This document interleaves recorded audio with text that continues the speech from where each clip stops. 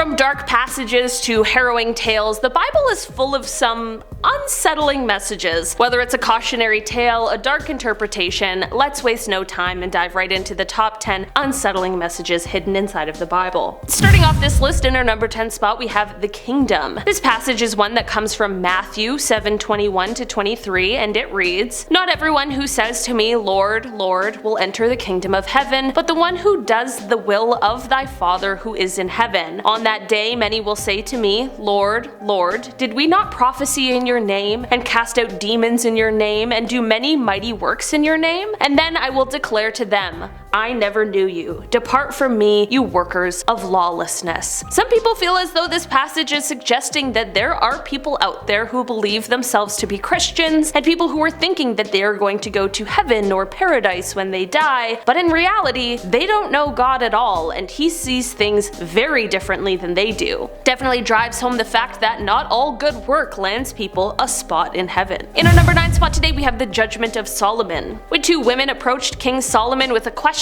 no one had any idea of what horrors were about to ensue. The women wanted to know which one of them was the mother of the baby, and the king had quite an interesting solution. 1 Kings 3:24 reads, "And the king said, 'Bring me a sword.' And they brought a sword before the king. And the king said, 'Divide the living child in two, and give half to the one and half to the other.'" Yeah, the king suggested that they just cut the baby in half and split it. I mean, why didn't they think of that? Don't worry, no babies were harmed in this particular instance, as the true mother of the child was revealed when she sacrificed her life with the baby in order to save its life, while the other woman was on board with the whole slicing it in half thing. The passage finishes off by reading, "The king gave his decision. Give the living baby to the first woman. No one is going to kill this baby. She is the real mother." The word got around, everyone in Israel's heard of the king's judgment. They were all in awe of the king, realizing that it was God's wisdom that enabled him to judge truly. In our number 8 spot today, we have the destruction of Sodom and Gomorrah. This story starts off when angels begin trying to visit Lot, who is a very devout and pious man. Things quickly go awry, however, as before they can enter his house, they are attacked by an angry mob from Sodom. Lot tries to save the angels, and to do this, he offers up his own daughters to the mob. I mean, like I mentioned, he's very devout, so I'm sure he means well, but if I was one of those daughters, I would have been pissed. Thankfully, the angels end up finding a different alternative. They instead blind the mob, and the daughters are spared. The angels then lead Lot and co. away from the burning city. As they leave, however, Lot's wife looks back on her burning home just to get like one last glimpse.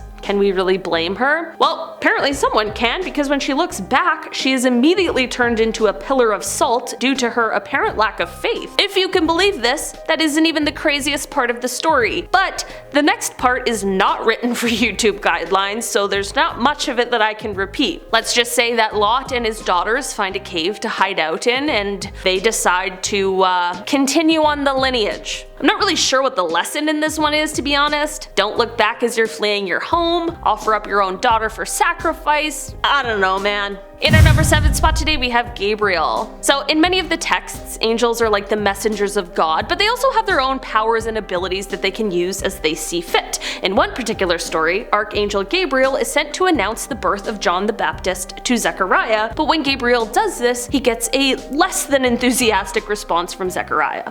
In fact, this response was one of protest, and Gabriel did not like that. He said, "I am Gabriel, I stand in the presence of God, and I have been sent to speak to you and to bring you this good news. But now, because you do not believe my words, you will become mute, unable to speak until the day these things occur." Yeah, the guy didn't like being dismissed, so he just took away his ability to speak for a bit to teach him a lesson. I guess the lesson here is to listen to an angel if it appears to you and tells you that you're gonna have a kid? I'm not sure. At the end of the day, it's a bit of a dark way to deliver the good news. He's like, do you want the good news first or the bad news? In our number 6 spot today, we have John the Baptist. This tale starts off when King Herod had John the Baptist imprisoned after he spoke out against the king for divorcing and then remarrying his own brother's wife. While in jail, the king was throwing a huge party, and part of the entertainment was when the king's new stepdaughter was dancing for all the men. The king became completely enthralled with her. I know, I'm creeped out too, but he is so obsessed that he offers her anything that she wants. She has quite an unexpected answer, however, as her response is that she wants John the Baptist's Baptist's head brought to her on a platter. The king doesn't really want to do this, but he also promised her anything she wished, and this was what she wanted. Thus, the beheading of John the Baptist took place, and she was served his head on a platter in front of the whole party. Imagine you're just like enjoying a nice charcuterie plate, some wine, enjoying the party, and then someone brings out a head on a platter. Yeah, terrible party, appetite fully ruined. John the Baptist, although he met a cruel fate, would later go on to be sainted. In our number 5 spot today, we have King Herod's fate. Back with another King Herod story. This time, he is meeting his own fate, and man, it is truly not ideal. Basically, he shows up, he's doing some public speaking, and in doing so, he is challenged.